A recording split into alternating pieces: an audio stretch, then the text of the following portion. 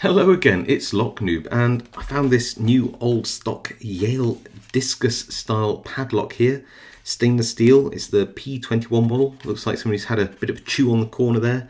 Got a little bit of dirt going on in the keyway. Maybe that's some lubricant that's leaked out over the years and dried on the inside of the pack. It says it's weatherproof extra, not really sure what that is. Really likes the fact that it's made of steel. Good for marine use and sheds and gates, although that's definitely a house, unless you've got a very big shed. Yeah, I don't think there's anything more to it. It does say it's only got 4 pins though, so shall we see if we get into this? How do we... okay. Moderate success.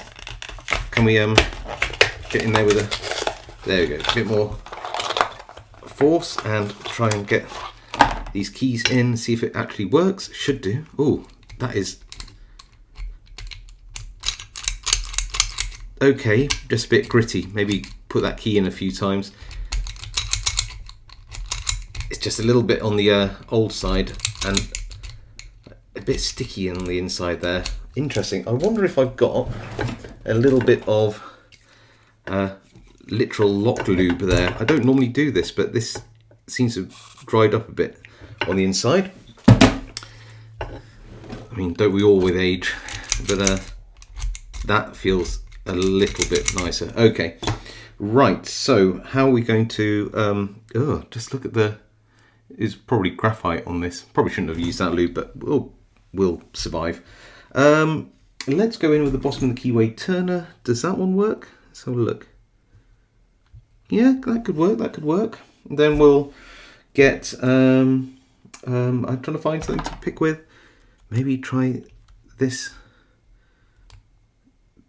gem style pick. And oh, we're already open.